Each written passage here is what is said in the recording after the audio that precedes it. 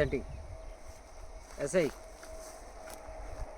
మనం కొనుక్కున్నది విన్నది అంతా రైట్.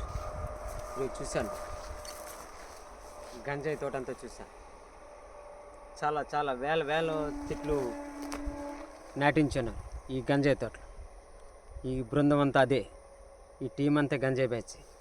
నిజంగా మాదక ద్రవ్యాలను పండించి ఈ మాదక ద్రవ్యాలను పిల్లల్ని ఎంతోమంది విద్యార్థులను చాలా నష్టం కలిగిస్తున్నారు.